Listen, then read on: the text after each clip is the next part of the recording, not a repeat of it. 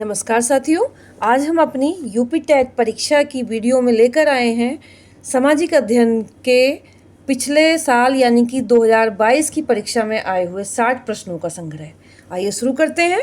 हमारा पहला प्रश्न है, दीन ए इलाही की स्थापना किसने की? हमारे ऑप्शन हैं अकबर, हुमायूं, शेर शाह सूरी या फिर महमूद गजनबी। तो हमारा आंसर है ऑप्शन नंबर 1 यानी कि अकबर। अकबर ने दीन ए इलाही धर्म की स्थापना की और ये की थी 1582 में। तो ये ध्यान रखिएगा, इसकी डेट भी बहुत इंपॉर्टेंट है कि 1582 ईस्वी में अकबर ने सभी धर्मों के उत्तम सिद्धांतों को लेकर दीन ए इलाही नामक एक नए धर्म की स्थापना की थी और इसे स्वीकार करने वाला एकमात्र, प्रथम और अंतिम हिंदू बीरबल था। अब चलते हैं अपने नेक्स्ट क्वेश्चन पे। हमारा नेक्स्ट क्वेश्चन है, हुएनसांग किसके शासनकाल में भारत आया था? हमारे ऑप्शन हैं हर्षवर्धन, चंद्रगुप्त विक्रमादित्य, चंद्रगुप्त मौर्य या फिर समुद्रगुप्त। तो हमारा आंसर है ऑप्शन नंबर 1 यानी कि हर्षवर्धन। तो हुएनसांग हर्षवर्धन के समय में भारत की यात्रा पर आया था और इसने जो है ये नालंदा विश्वविद्यालय में पढ़ने और बौद्ध ग्रंथ संग्रह करने के उद्देश्य से भारत आया था। अब चलते हैं नेक्स्ट क्वेश्चन पर। हमारा नेक्स्ट क्वेश्चन है, निम्नलिखित बादशाहों में से किसे कलंदर कहा जाता है? हमारे ऑप्शन हैं बाबर, हुमायूं, अकबर या फिर शाहजहां। तो हमारा आंसर है ऑप्शन नंबर 1 यानी कि बाबर। बाबर को उसकी उदारता के कारण कलंदर नाम से जाना जाता है। बाबर हमारे भारत में मुगल वंश का संस्थापक था और ये मध्य एशिया में स्थित फरगना का शासक था। पानीपत का फर्स्ट युद्ध हुआ था 1526 में, जो इब्राहिम लोदी और बाबर के बीच में हुआ था और उसी युद्ध में जीतने के बाद भारत में मुगल वंश की स्थापना हुई थी। अब चलते हैं नेक्स्ट क्वेश्चन पर। नेक्स्ट क्वेश्चन है हमारा, बंगाल का विभाजन करने वाला गवर्नर जनरल था? हमारे ऑप्शन है कर्जन, केनिंग, मेयो या फिर डफरिन। तो हमारा आंसर है ऑप्शन नंबर 1 कर्जन। जो बंगाल का विभाजन करने वाला गवर्नर था वो था कर्जन। बंगाल का विभाजन 1905 ईस्वी में हुआ था। मोस्ट इम्पॉर्टेंट है ये, 1905 में बंगाल का विभाजन हुआ था और लॉर्ड कर्जन जो था ये 1899 से 1905 ईस्वी तक भारत का वायसराय रहा था। बंगाल ब्रिटिश भारत में सबसे अधिक आबादी वाला प्रांत था। इसमें न केवल पश्चिम और पूर्वी हिस्से बल्कि इसमें बिहार, असम और उड़ीसा का भी अधिकांश हिस्सा सम्मिलित था। यानी कि बहुत बहुत महत्वपूर्ण प्रांत ब्रिटिश के समय में कौन था? बंगाल था। अब चलते हैं नेक्स्ट क्वेश्चन पर। कुंवर सिंह किस राज्य के जमींदार थे? हमारे ऑप्शन है बैरकपुर, जगदीशपुर, बिठूर या फिर अवध। हमारा आंसर है ऑप्शन नंबर 2 जगदीशपुर। कुंवर सिंह जगदीशपुर के जमींदार थे। जगदीशपुर कहाँ पर है? ये बिहार में है। और ये याद रखिएगा कि 1857 ईस्वी के आंदोलन में वीर कुंवर सिंह का नाम बहुत बहुत उल्लेखनीय है। कुंवर सिंह वयोवृद्ध व्यक्ति ने ब्रिटिश शासन के विरुद्ध बहादुरी के साथ वहाँ पर 1857 की क्रांति की कमान संभाली थी। अब चलते हैं नेक्स्ट क्वेश्चन पर। तापक्रम विलोमता का अर्थ है? हमारे ऑप्शन है बढ़ती ऊंचाई के साथ घटता तापक्रम, बढ़ती ऊंचाई के साथ बढ़ता तापक्रम, बढ़ती ऊंचाई के साथ स्थिर तापक्रम या फिर इनमें से कोई नहीं। हमारा आंसर है ऑप्शन नंबर 2 यानी कि बढ़ती ऊंचाई के साथ बढ़ता हुआ तापक्रम। इसी को हम तापक्रम विलोमता कहते हैं। इसे तापक्रम विलोमता क्यों कहते हैं हम? क्योंकि सामान्य स्थिति जो होती है वो ये होती है कि बढ़ती हुई ऊंचाई के साथ तापमान क्या होता है? घट जाता है। लेकिन कुछ विशेष परिस्थितियां ऐसी होती हैं कि तापमान घटने के स्थान पर उल्टा यानी कि बढ़ना शुरू हो जाता है। और इसमें क्या होता है? इस अवस्था में वायु की गर्म परतें ऊपर पहुंच जाती हैं और शीतल परतें नीचे आ जाती हैं। तापमान की इस दशा को तापमान का विलोम या तापमान का प्रतिलोम या मान का व्युत्क्रम कहा जाता है। अब चलते हैं नेक्स्ट क्वेश्चन पर। हमारा नेक्स्ट क्वेश्चन है, निम्नलिखित जलाशयों में से कौन रिहंद परियोजना से संबंधित है? हमारे ऑप्शन है गांधी सागर, गोविंद बल्लभ पंत सागर, जवाहर सागर या फिर गोविंद सागर। तो देखिए जो हमारा आंसर है वो है ऑप्शन नंबर 2, यानी कि रिहंद परियोजना संबंधित है गोविंद बल्लभ पंत सागर से। ये जो रिहंद परियोजना है उत्तर प्रदेश की सबसे महत्वपूर्ण बहुउद्देशीय परियोजना है। ये उत्तर प्रदेश और मध्य प्रदेश की सीमाओं पर स्थित है और जो रिहंद नदी है वो उत्तर प्रदेश के मिर्जापुर जिले में विंध्य पर्वतमाला से निकलती है और रिहंद परियोजना का मुख्य उद्देश्य हाइड्रो इलेक्ट्रिक पावर उत्पन्न करना है। अब चलते हैं अपने नेक्स्ट क्वेश्चन पे। हमारा नेक्स्ट क्वेश्चन है, सिपकीला प्रसिद्ध पर्वतीय दर्रा है। हमारे ऑप्शन है हिमाचल प्रदेश का, उत्तराखंड का, सिक्किम का या फिर जम्मू और कश्मीर का। तो हमारा आंसर है ऑप्शन नंबर 1, यानी कि हिमाचल प्रदेश का। जो सिपकीला दर्रा है वो हिमाचल प्रदेश का दर्रा है। इस दर्रे से होके ही शिमला से तिब्बत का मार्ग बनता है और चीन और भारत के बीच व्यापार भी अधिकतर इसी दर्रे से होता है।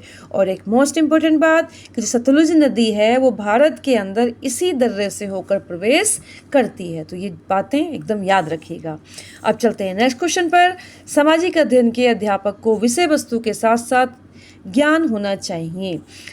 किस किस चीज़ का? हमारे ऑप्शन हैं शिक्षण तकनीकों का, शिक्षण विधियों का, शिक्षा के उद्देश्यों का या फिर इनमें से कोई नहीं। तो हमारा आंसर है ऑप्शन नंबर 2, यानी कि शिक्षण विधियों का। एक सामाजिक अध्ययन के अध्यापक को अपनी विषय वस्तु के साथ साथ शिक्षण विधियों का ज्ञान होना भी बहुत ज़रूरी है, जिससे कि वो छात्रों के अनुरूप अपनी विधियों में परिवर्तन कर सके और शिक्षण अपने मूल्यांकन करने के पश्चात उपयुक्त शिक्षण विधि का प्रयोग करके अपनी शिक्षण प्रक्रिया को सरल बना ले, आसान बना ले और छात्रों के लिए उपयोगी बना ले। इसके लिए बहुत ज़रूरी है कि शिक्षण विधियों का ज्ञान उसको होना चाहिए। अब चलते हैं नेक्स्ट क्वेश्चन पर। भूगोल शिक्षण हेतु सर्वाधिक उपयोगी सहायक सामग्री है। हमारे ऑप्शन है मानचित्र, फ्लैश कार्ड, बैरोमीटर या फिर कैलेंडर। तो हमारा आंसर है ऑप्शन नंबर 1, यानी कि मानचित्र। भूगोल शिक्षण हेतु सर्वाधिक उपयोगी जो सहायक सामग्री है वो हमारी मानचित्र है। पृथ्वी की सतह के किसी भी भाग के स्थान हैं, नगर हैं, देश हैं, पर्वत हैं, नदी है, इन सब की स्थितियों को पैमाने की सहायता से कागज पर जो लघु रूप में बनाया जाता है उसी को हम मानचित्र कहते हैं। अब चलते हैं अपने नेक्स्ट क्वेश्चन पर। हमारा नेक्स्ट क्वेश्चन है, अष्टाध्यायी के लेखक थे। हमारे ऑप्शन हैं वेद व्यास, पाणिनि, सुखदेव या फिर वाल्मीकि। तो हमारा आंसर है ऑप्शन नंबर 2, पाणिनि। तो पाणिनि अष्टाध्यायी के क्या थे? लेखक थे। अष्टाध्यायी महर्षि पाणिनि द्वारा रचित संस्कृत व्याकरण का एक बहुत ही प्राचीन ग्रंथ है और इसके नाम से ही स्पष्ट है अष्टाध्यायी, यानी कि इसके अंदर 8 अध्याय हैं। हर एक अध्याय में 4 पाद हैं। हर पाद में 38 से 220 तक सूत्र हैं। तो इस प्रकार पूरी अष्टाध्यायी में 8 अध्याय, 32 पाद और कुल मिलाकर लगभग 4000 सूत्र हैं। अब चलते हैं अपने नेक्स्ट क्वेश्चन पर। हमारा नेक्स्ट क्वेश्चन है, द्वितीय बौद्ध संगीति का आयोजन किसके राज्यकाल में हुआ था? हमारे ऑप्शन हैं उदयभद्र, महापद्मनंद, शिशुनाग या फिर कालाशोक। तो हमारा आंसर है ऑप्शन नंबर 4, कालाशोक। कालाशोक के राज्यकाल में द्वितीय बौद्ध संगीति का आयोजन हुआ था और इसका समय जो था द्वितीय बौद्ध संगीति का वो था 383 ईसा पूर्व, यानी कि BC, बिफोर क्राइस्ट। तो जो सेकेंड बौद्ध संगीति का आयोजन था वो 383 ईसा पूर्व में कालाशोक के राज्यकाल में हुआ था और ये वैशाली बिहार में हुआ था। इसके अध्यक्ष सवाकामी थे और इसमें बौद्ध संघ 2 भागों में बट गया था, स्थविर और महासांघिक। देखिए कुल मिला के 4 बौद्ध संगीति का आयोजन हुआ था।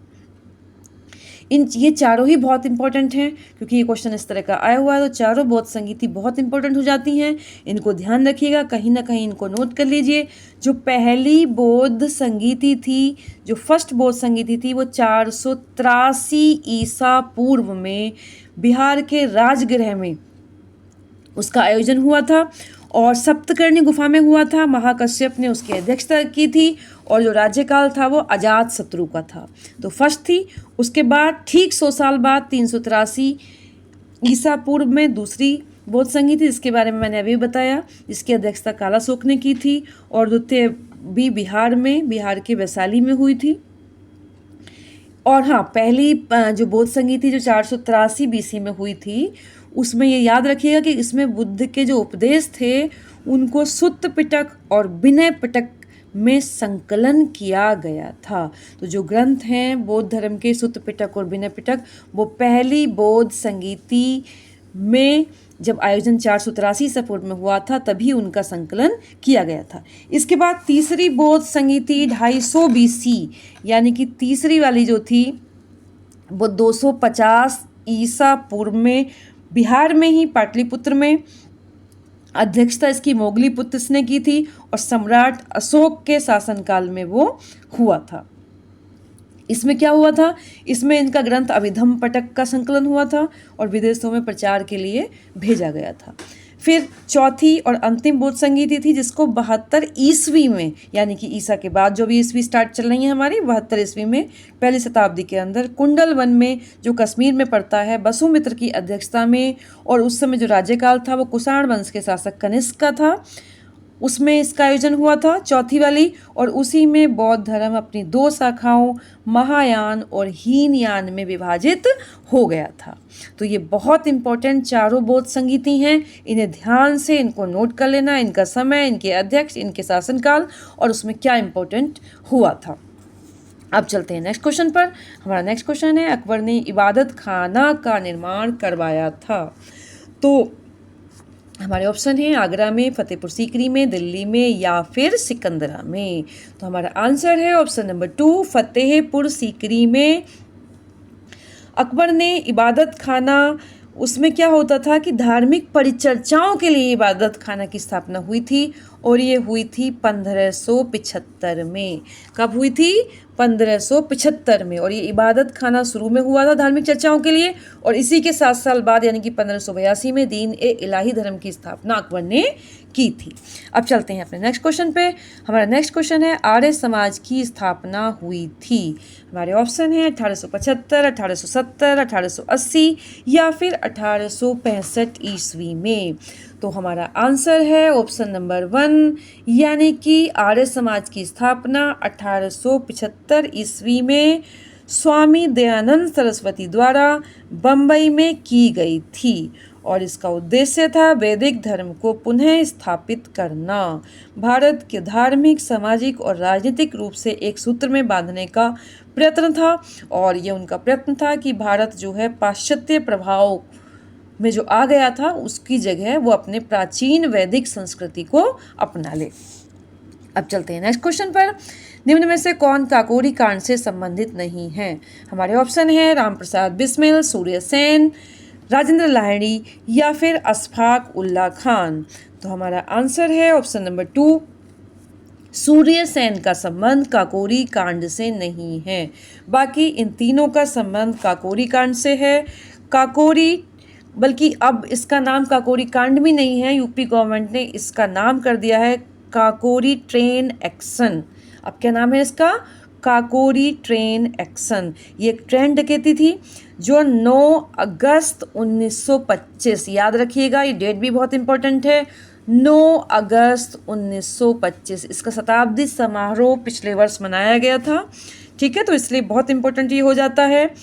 ये एक ट्रेन डकैती थी जो 9 अगस्त 1925 को लखनऊ के पास काकोरी नामक गांव में ब्रिटिश राज्य के विरुद्ध भारतीय स्वतंत्रता आंदोलन के क्रांतिकारियों द्वारा की गई थी।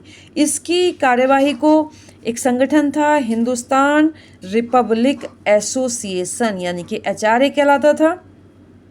उसके क्रांतिकारी थे रामप्रसाद बिस्मिल, राजेंद्र लाहिड़ी, अशफाक उल्ला खान, केशव चंद्र चक्रवर्ती, मुकुंदीलाल, बनवारी लाल सहित लगभग 10 क्रांतिकारियों ने इसमें अंजाम दिया था। अब चलते हैं अपने नेक्स्ट क्वेश्चन पर। हमारा नेक्स्ट क्वेश्चन है, भारतीय संविधान का कौन सा भाग मौलिक अधिकार से संबंधित है? हमारे ऑप्शन है भाग 1, भाग 2, भाग 3 या फिर भाग 4। तो हमारा आंसर है ऑप्शन नंबर 3 यानी कि भाग 3। तो भाग 3 का संबंध मौलिक अधिकारों से है और इसके आर्टिकल भी इंपॉर्टेंट हो जाते हैं। भाग 3 में आर्टिकल 12 से लेकर 35 तक हमारे मौलिक अधिकारों का वर्णन है और इसका जो ये इसको हमें प्रेरित हैं हमारे मौलिक अधिकार, वो अमेरिका के संविधान से लिए गए हैं। यूएसए के संविधान से मौलिक अधिकारों को लिया गया है। भाग 3 में आर्टिकल 12 से 35 तक इनका वर्णन किया गया है। इनको न्यायिक संरक्षण प्राप्त है, यानी कि अगर किसी नागरिक के मौलिक अधिकारों का हनन होता है तो वो सीधा न्यायालय की शरण में जा सकता है। अब चलते हैं नेक्स्ट क्वेश्चन पर। पंचायती राज को सुदृढ़ करने हेतु कौन सा भारतीय संविधान संशोधन किया गया था? हमारे ऑप्शन है 42वां, 44वां, 73वां या फिर 86वां। तो देखिए ये पंचायती राज वाला जो क्वेश्चन है मोस्ट इम्पॉर्टेंट क्वेश्चन हो जाता है। मेरी पिछली सीरीज में जो मैंने बनाई थी उसमें भी ये क्वेश्चन आया हुआ था और इसका आंसर है ऑप्शन नंबर 3 यानी कि 73वां संविधान संशोधन, और इसको लागू किया गया था 24 अप्रैल 1993 से। ये संपूर्ण भारत में लागू कर दिया गया था और इसलिए हर साल 24 अप्रैल को पंचायती राज दिवस भी पूरे देश में मनाया जाता है और आर्टिकल नंबर 243 में इसका वर्णन किया गया है। और हमारी जो पंचायती राज व्यवस्था है वो त्रिस्तरीय है। इसमें जिला परिषद स्थानीय ग्रामीण स्वशासन में शीर्ष स्तर पर आता है। शीर्ष स्तर पर है जिला परिषद, मध्य स्तर पर पंचायत समिति और निम्न स्तर पर हमारी आती है ग्राम पंचायत। तो याद रखिएगा मोस्ट इम्पोर्टेंट क्वेश्चन है ये सामाजिक अध्ययन के लिए। अब चलते हैं नेक्स्ट क्वेश्चन पर। हमारा नेक्स्ट क्वेश्चन है, अंतर्राष्ट्रीय न्यायालय का मुख्यालय स्थित है? हमारे ऑप्शन है न्यूयॉर्क में, हेग में, जेनेवा में या फिर पेरिस में। तो हमारा आंसर है ऑप्शन नंबर 2 हेग में। नीदरलैंड के द हेग में अंतर्राष्ट्रीय न्यायालय का मुख्यालय स्थित है। इसकी स्थापना हुई थी वर्ष 1945 में। संयुक्त राष्ट्र में चार्टर द्वारा इसकी स्थापना की गई थी और अप्रैल 1946 में इसने काम करना शुरू कर दिया था। अब चलते हैं अपने नेक्स्ट क्वेश्चन पर। जनसंख्या नियंत्रण और परिवार नियोजन विषय किस सूची में सम्मिलित है? हमारे ऑप्शन है राज्य सूची, संघ सूची, समवर्ती सूची या फिर अवशिष्ट विषय यानी कि अपशिष्ट सूची। तो हमारा आंसर है ऑप्शन नंबर 3 यानी कि समवर्ती सूची। तो ये जो जनसंख्या नियंत्रण और परिवार नियोजन का है विषय, ये समवर्ती सूची में शामिल है। तो देखिए भारतीय संविधान के आर्टिकल नंबर, ये आर्टिकल भी जो इससे रिलेटेड हैं बहुत इंपॉर्टेंट हो जाते हैं, याद रखिएगा। आर्टिकल नंबर 246 का संबंध सूचियों से है। मैं बात कर रही हूँ किसकी? सूचियों की। हमारे मतलब संविधान के आर्टिकल 246 में 3 सूचियों का वर्णन है, संघ सूची, राज्य सूची और समवर्ती सूची। संघ सूची के विषयों पर केंद्र सरकार कानून बनाती है, राज्य सूची के विषयों पर राज्य सरकार का अधिकार होता है और समवर्ती सूची पर दोनों ही कानून बना सकते हैं, लेकिन अगर दोनों ने कानून बनाया हुआ है तो जो लागू होगा वो केंद्र सरकार का लागू होता है। अब चलते हैं, हाँ, और अवशिष्ट विषय में वो विषय आते हैं जिनका वर्णन कहीं भी किसी भी सूची में नहीं हुआ है और उन पर अधिकार हमेशा केंद्र का होता है कानून बनाने का। ठीक है, तो याद रखिएगा आर्टिकल 246 भाग 11 में ये आता है और साथ साथ ये भी याद रखिएगा कि जो संविधान की हमारी 12 अनुसूचियां हैं उसकी 7वीं अनुसूची में इसका जिक्र आता है। अब चलते हैं नेक्स्ट क्वेश्चन पर। निम्नलिखित में से कौन सा निर्देशक सिद्धांत विदेश नीति से संबंधित है? हमारे ऑप्शन है आर्टिकल 48, 49, 50 या फिर 51। तो हमारा आंसर है ऑप्शन नंबर 4 अनुच्छेद 51। तो जो हमारे राज्य के नीति निर्देशक तत्व हैं जो भाग 4 में आते हैं, संविधान के भाग 4 में आते हैं।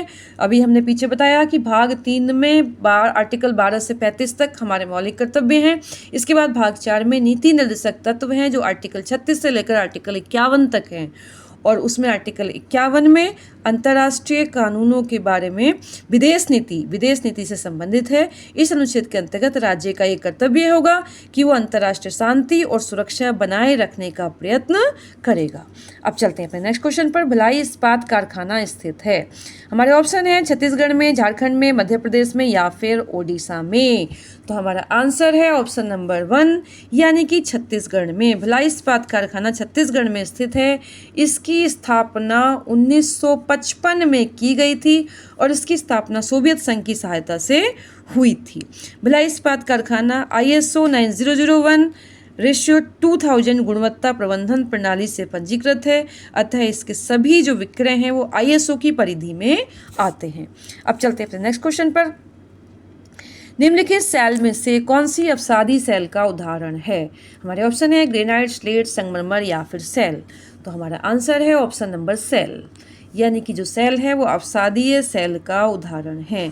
अवसादी क्या होती हैं? अवसादी सेल, अवसादी चट्टानें आग्नेय और रूपांतरित चट्टानों के अपक्षय और अपरदन से प्राप्त पदार्थों के समूहन से निर्मित होती हैं। वायुनिर्मित अवसादी सेलों में लोपस प्रमुख होता है और हिमानीकृत अवसादी सेलों के में मोरन प्रमुख होता है। अब चलते हैं नेक्स्ट क्वेश्चन पर। पुच्छल तारे की पूंछ की दिशा सदैव होती है। हमारे ऑप्शन है सूर्य की ओर, सूर्य से दूर, उत्तर पूर्व की ओर या फिर दक्षिण पूर्व की ओर।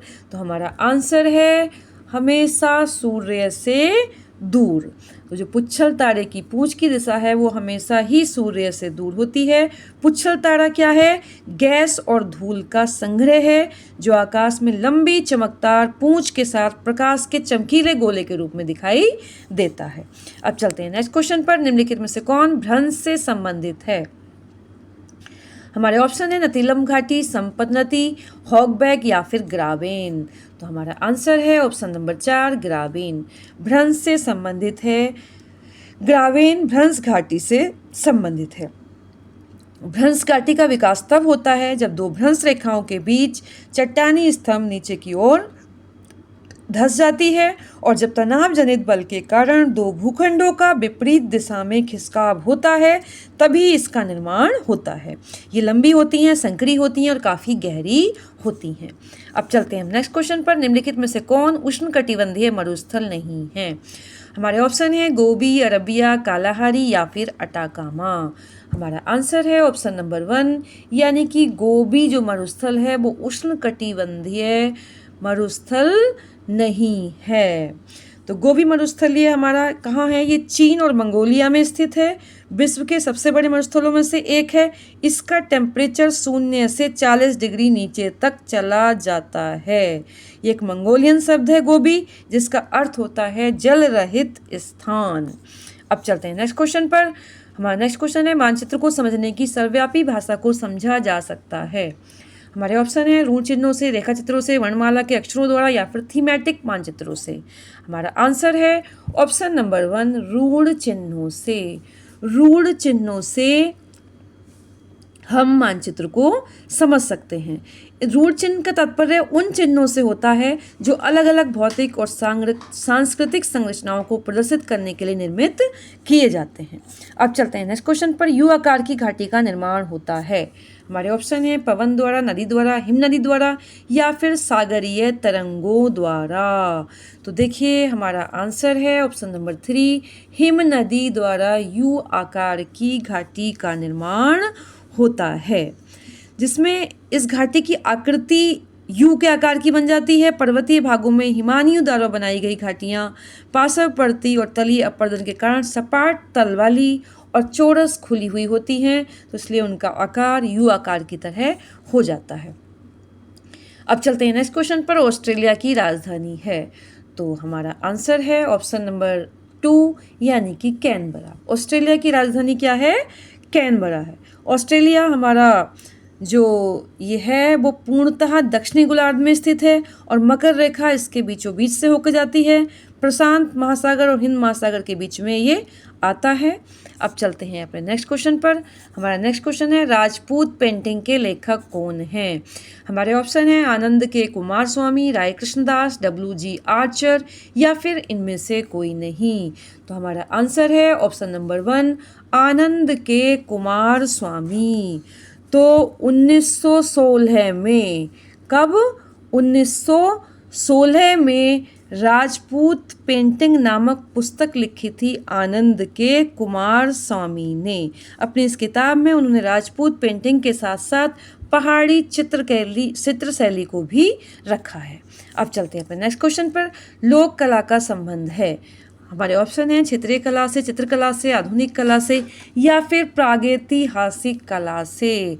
तो हमारा आंसर है क्षेत्रीय कला, यानी कि ऑप्शन नंबर 1, लोक कला का संबंध क्षेत्रीय कला से है।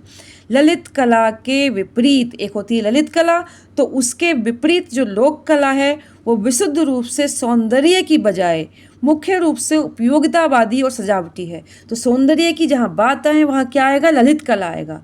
लेकिन लोक कला क्या है? एक क्षेत्रीय कला है जहाँ पर सौंदर्य नहीं बल्कि उसकी उपयोगिता और सजावट का ध्यान रखा जाता है।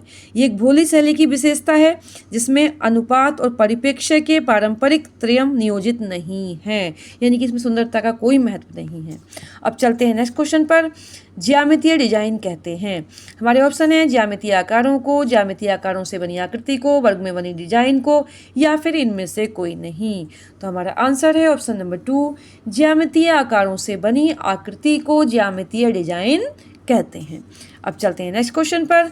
एपण का संबंध किस राज्य से है? हमारे ऑप्शन है उत्तर प्रदेश, मध्य प्रदेश, महाराष्ट्र या फिर उत्तराखंड। तो हमारा आंसर है ऑप्शन नंबर 4, उत्तराखंड। एपण का संबंध उत्तराखंड राज्य से है। और एपण यानी कि मतलब क्या हुआ? एपण का अल्पना, ये एक ऐसी लोक कला है जिसका उपयोग कुमाऊं में सदियों से जारी है। ये लोक कला को अलग अलग धार्मिक अवसरों के मुताबिक बनाया जाता है। शादी है, जनेऊ है, नामकरण है और त्योहारों के अवसर पर प्रत्येक घर को इसी लोक कला यानी कि एपण से सजाया जाता है। अब चलते हैं अपने नेक्स्ट क्वेश्चन पर। हमारा नेक्स्ट क्वेश्चन है हिंदुस्तानी संगीत में श्रुतियों की कुल कितनी संख्या मानी गई है? हमारे ऑप्शन है 22, 13, 12 या फिर 9। तो हमारा आंसर है ऑप्शन नंबर 1 यानी कि 22। हिंदुस्तानी संगीत में श्रुतियों की जो कुल संख्या है वो 22 मानी गई है। व्यवहार की सरलता के लिए 22 में से 7 श्रुतियाँ चुन ली गई हैं जिन्हें हम शुद्ध स्वर भी कहते हैं। हमने नाम सुना है ना 7 स्वर, तो वो स्वर वास्तव में 22 हैं लेकिन उनमें से 7 को हमने व्यवहार की सरलता के लिए हमने चुन लिया, उन्हें शुद्ध स्वर कहते हैं और इन्हीं को उच्चारण की सुविधा के लिए सा रे गा मा पा धा नी कहा जाता है। अब चलते हैं अपने नेक्स्ट क्वेश्चन पर। खेल दिवस कब मनाया जाता है? हमारे ऑप्शन है 25 अगस्त, 29 अगस्त, 30 अगस्त या फिर 31 अगस्त। हमारा आंसर है ऑप्शन नंबर 2 यानी कि 29 अगस्त को खेल दिवस मनाया जाता है। 29 अगस्त को भारत के हॉकी टीम के स्टार थे मेजर ध्यानचंद, उनकी जयंती होती है और उनकी जयंती के उपलक्ष्य में ही 29 अगस्त 2012 को पहला राष्ट्रीय खेल दिवस मनाया गया था। मेजर ध्यानचंद को हॉकी का जादूगर भी कहा जाता है क्योंकि उनकी अवधि के दौरान उनकी टीम ने वर्ष 1928, 1932 और 1936 के दौरान स्वर्ण पदक प्राप्त किया था। तो बहुत बड़ी उपलब्धि उनके नाम है, इसीलिए उन्हें हॉकी का जादूगर कहा जाता है। अब चलते हैं अपने नेक्स्ट क्वेश्चन पर। योग दर्शन के लेखक कौन हैं? हमारे ऑप्शन है महर्षि पतंजलि, महर्षि नारद, महर्षि देवदत्त या फिर महर्षि भरत। हमारा आंसर है ऑप्शन नंबर 1 महर्षि पतंजलि योग दर्शन के लेखक हैं। इन्होंने शरीर, इंद्रियों और मन पर नियंत्रण स्थापित करके पूर्णता प्राप्त करने के लिए किए गए आध्यात्मिक प्रयास को योग बताया है। तो योग जो इन्होंने मतलब अल्टरनेट उसका जो मीनिंग है अल्टीमेटली वो क्या है? मन पर नियंत्रण रखना और उसको पूर्णता प्राप्त करना। लेकिन जो आजकल योग प्रचलन में है वो क्या है? इसकी शुरुआत वाली स्थिति है ये कि हमने शरीर की कुछ तरह की विधियां अपना ली हैं लेकिन जो उसका अंतिम जो उसका उद्देश्य है वो क्या है? अपने मन पर नियंत्रण करना। अब चलते हैं नेक्स्ट क्वेश्चन पर। जीन नामक प्रोटीन किस फसल से संबंधित है? हमारे ऑप्शन है धान से, सोयाबीन से, मक्का से या फिर जई से। हमारा आंसर है ऑप्शन नंबर 3 मक्का से। जीन नामक प्रोटीन मक्का से संबंधित है। प्रोटीन बड़े जटिल अणु हैं जो शरीर में कई महत्वपूर्ण भूमिका निभाते हैं और अमीनो एसिड से बने होते हैं। अब चलते हैं नेक्स्ट क्वेश्चन पर। गाय की कौन सी नस्ल दुकाजी उद्देश्य की है? हमारे ऑप्शन है सिंधी, थारपारकर, जर्सी या फिर गिर। हमारा आंसर है ऑप्शन नंबर 2, थारपारकर जो नस्ल है वो दुकाजी उद्देश्य की है। दुकाजी का मतलब है कि दूध देना और कृषि कार्य में संलग्न होना, यानी कि 2 उद्देश्यों से इसका पालन किया जाता है। ये थारपारकर जो है पाकिस्तान का थारपारकर जिला है जो सिंध प्रांत में पड़ता है और राजस्थान में इस नस्ल की गायें हमारी पाई जाती हैं। अब चलते हैं नेक्स्ट क्वेश्चन पर। भारत को कुल कितने कृषि जलवायु क्षेत्रों में बांटा गया है? हमारे ऑप्शन है 9, 15, 22 या फिर 25। हमारा आंसर है ऑप्शन नंबर 2 यानी कि 15। भारत को 15 कृषि जलवायु क्षेत्रों में बांटा गया है। कृषि जलवायु क्षेत्र वो भूमि है जो विशेष प्रकार की फसल उगाने के लिए उपयुक्त होती है। सतत कृषि उत्पादन के लिए देश में भूमि को कृषि जलवायु क्षेत्रों में चित्रित करना बहुत ही आवश्यक हो जाता है। अब चलते हैं अपने नेक्स्ट क्वेश्चन पर। हमारा नेक्स्ट क्वेश्चन है केसर प्राप्त किया जाता है? हमारे ऑप्शन है पुष्प वर्तिका से, पत्ती से, बाह्य दलपुंज से या फिर कलिका से। तो हमारा आंसर है ऑप्शन नंबर 1, पुष्प वर्तिका से केसर प्राप्त किया जाता है और उसे क्रोकस सैटिवस भी कहते हैं। याद रखिएगा जो इसका वैज्ञानिक नाम है वो क्या है? Crocus sativus. क्रोकस सैटिवस केसर को कहा जाता है। केसर का आप समझिएगा कि 1 तोले के उत्पादन करने के लिए लगभग 1000 फूल लगते हैं। अब चलते हैं नेक्स्ट क्वेश्चन पर। हमारा नेक्स्ट क्वेश्चन है मानव शरीर में कुल कितनी पसलियां होती हैं? हमारे ऑप्शन है 22, 24, 26 या फिर 28। हमारा आंसर है ऑप्शन नंबर 2 यानी कि 24। मानव शरीर में कुल 24 पसलियां यानी कि 12 जोड़ी पसलियां होती हैं। शरीर में पसलियां पिंजर का निर्माण करती हैं। इसके द्वारा हमारा हृदय और फेफड़े दोनों ही सुरक्षित रहते हैं। अब चलते हैं नेक्स्ट क्वेश्चन पर। टीएबी का टीका किस रोग से बचाव करता है? हमारे ऑप्शन है तपेदिक, डिप्थीरिया, काली खांसी या फिर मियादी बुखार।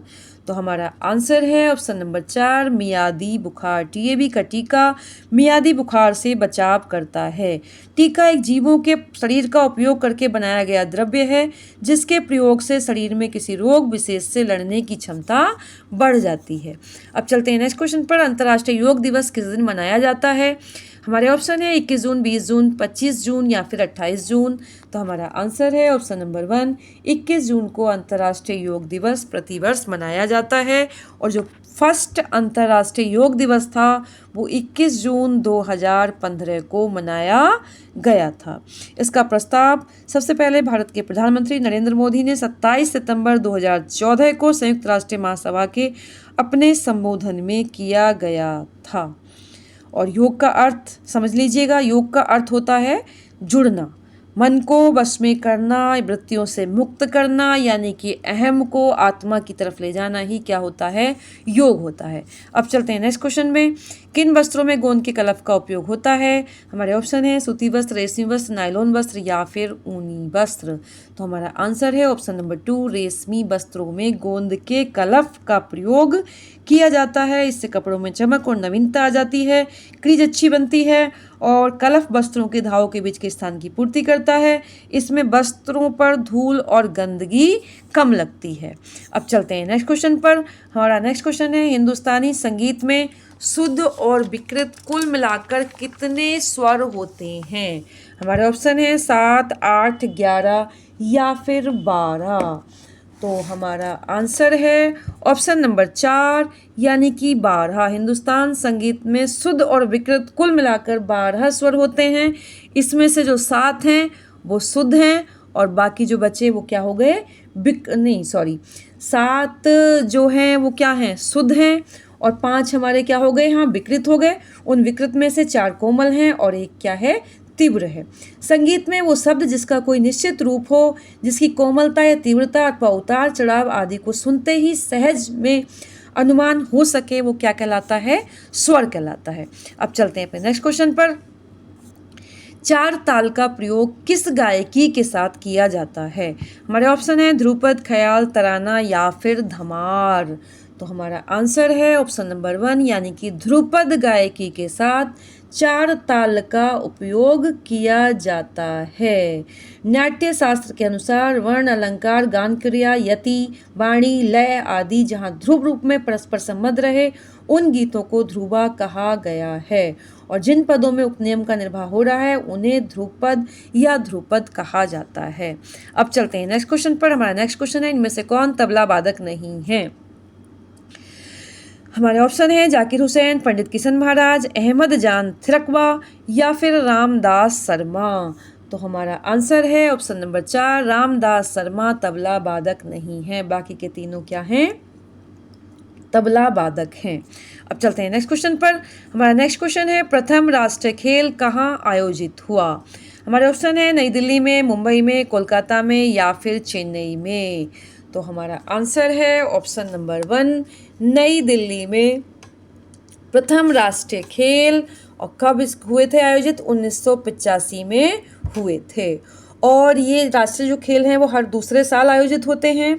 अभी जो 2025 में था, पिछले साल जनवरी फरवरी 2025 में 38वें राष्ट्रीय खेल उत्तराखंड में संपन्न हुए हैं और आगामी जो 2027 में होंगे वो 39वें राष्ट्रीय खेल मेघालय में फरवरी मार्च 2027 में मेघालय में होना प्रस्तावित है। तो ये याद रखिएगा कि कब हुए थे और कब होने वाले हैं।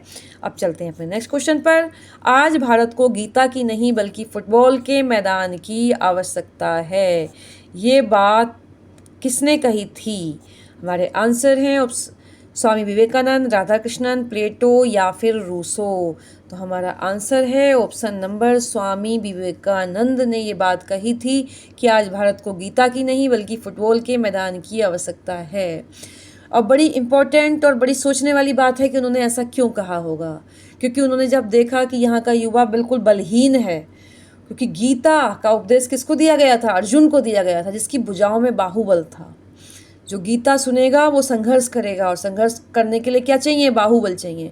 तो इसीलिए स्वामी विवेकानंद ने ये कथन कहा था कि आज भारत को गीता की नहीं बल्कि फुटबॉल के मैदान की आवश्यकता है। स्वामी विवेकानंद वेदांत के विख्यात और प्रभावशाली आध्यात्मिक गुरु थे। उनका वास्तविक नाम नरेंद्रनाथ दत्त था और उन्होंने अमेरिका स्थित शिकागो में 1893 में विश्व धर्म महासभा में भारत की ओर से वर्ल्ड फेमस अपना भाषण दिया था, जो बहुत ही प्रसिद्ध है। शिकागो में 1893 में स्वामी विवेकानंद ने अपने वेदांत के धर्म के बारे में, सनातन धर्म के बारे में भाषण दिया था और बहुत बहुत फेमस वो उनका भाषण है। अब चलते हैं अपने नेक्स्ट क्वेश्चन पर। हमारा नेक्स्ट क्वेश्चन है सामुदायिक विकास कार्यक्रम कब शुरू किया गया। हमारे ऑप्शन है वर्ष 1952 में, 1955 में, 1957 या फिर 1960 में। तो हमारा आंसर है वर्ष 1952 में।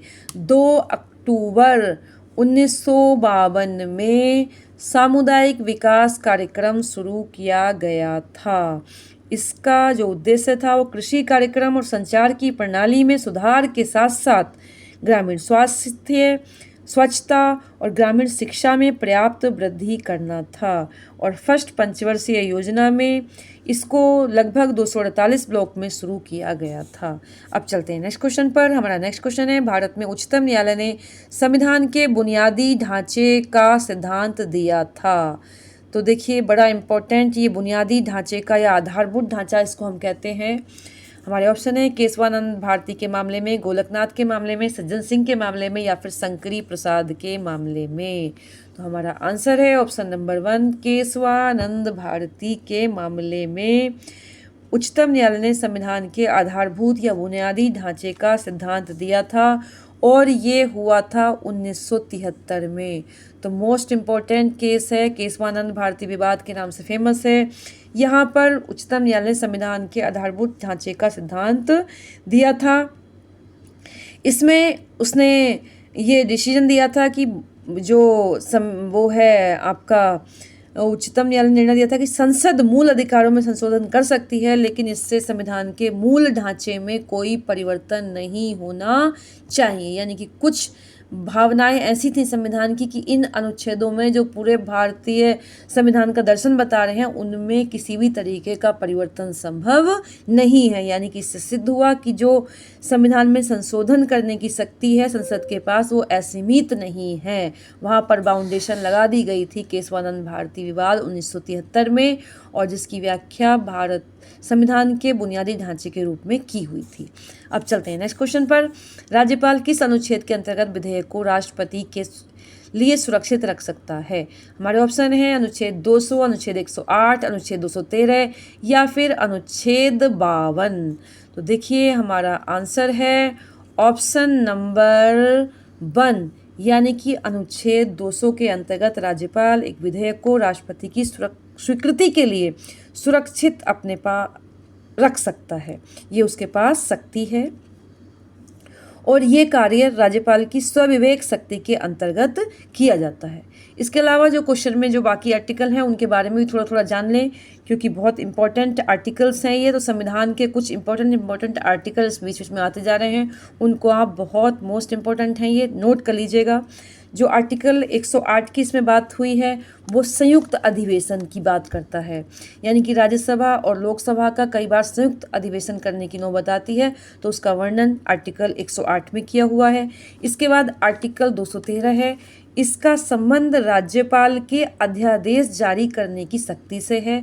और इसी तरह से एक आर्टिकल आता है 123, जिसका संबंध राष्ट्रपति के अध्यादेश जारी करने की शक्ति से होता है। तो इसे 1, 2, 3 से याद करेंगे। राष्ट्रपति के पास ऐसा एक अधिकार है कि कोई संसद नहीं है चल रही है, संसद अपने उसमें नहीं है, उसकी बैठक नहीं चल रही है, और राष्ट्रपति को अपने नाम से आर्टिकल 1, 2, 3 के अंतर्गत अध्यादेश जारी कर सकता है।